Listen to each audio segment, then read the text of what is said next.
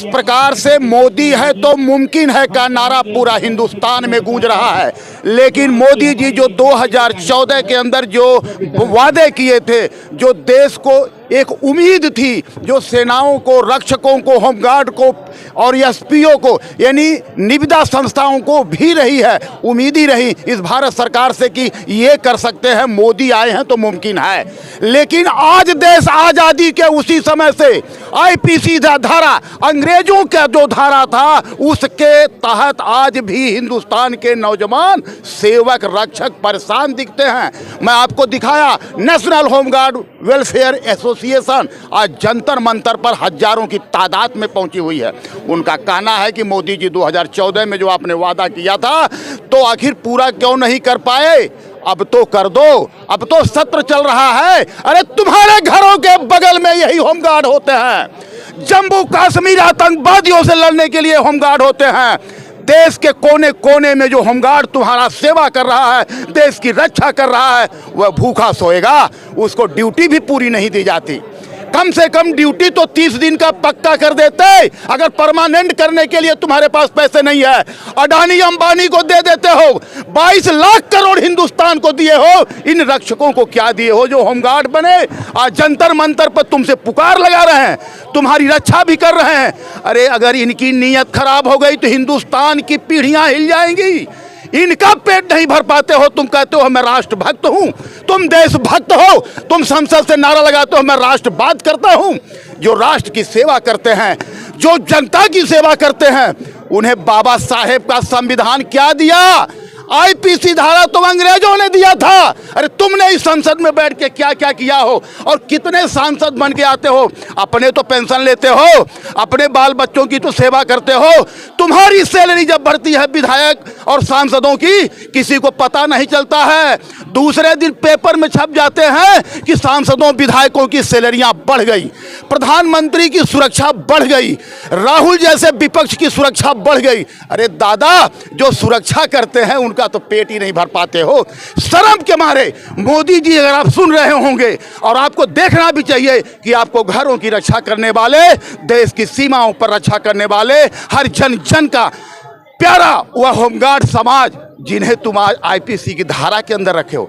मैं, कुछ लोग हैं मेरे साथ जुड़े हुए हैं, इनका दर्द सीधे मोदी जी को मैं बताना चाहूँगा। वे क्या कहना चाहेंगे सर? अभी हम लोग यहाँ से दिल्ली होमगार्ड में 2009 में भर्ती हुए थे।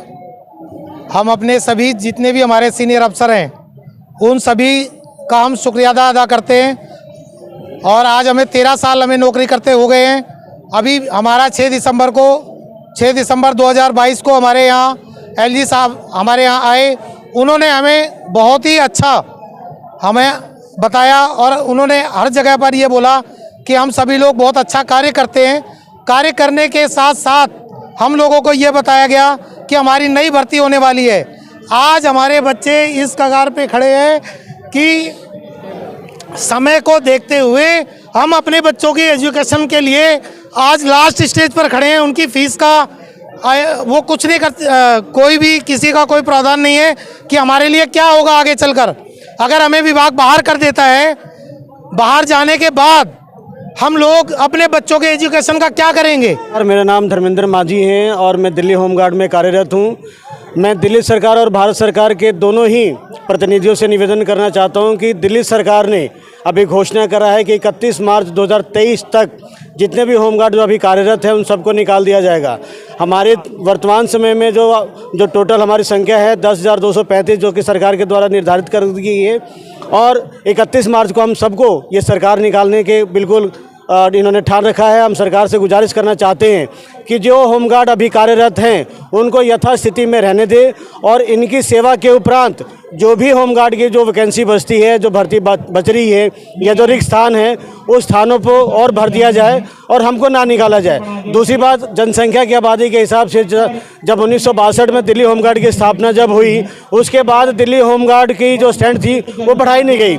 मैं ये कहता हूँ सरकार से कि आप आबादी के हिसाब से आप दिल्ली होमगार्ड की संख्या को बढ़ाइए, आप नई भर्ती कीजिए, हमें कोई दिक्कत नहीं है। पर जो लड़के अभी कार्यरत हैं उनको, हमारे तमाम दिल्ली के होमगार्ड जो 31 मार्च 2023 को डिस्चार्ज कर दिए जाएंगे, उनके बारे में एक बार अवश्य विचार करें और उनको यथा स्थिति रिन्यूअल करते रहें और जो तमाम वैकेंसी हैं उनको अपने नियम अनुसार भरें। और जंतर मंतर पर सबकी एक उम्मीद है, सबकी एक आवाज है। इनका कहीं ना कहीं ये कहना है, इनका ये कहना है, जहां आप एक महिलाओं का सम्मान करती हैं,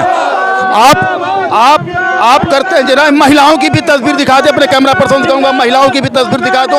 इन बहनों को जब आप राखियां बंधवाने जाते हैं तो जरा देखिए, वही बहनें बैठी हैं अपने पेट के लिए, अपने ड्यूटी के लिए, अपने परिवार के लिए, और आपकी सेवा करती हैं, देश की सेवा करती हैं, समाज की सेवा करती हैं। ये लोग भी अगर आपसे परेशान दिखेंगे तो क्या होगा देश का।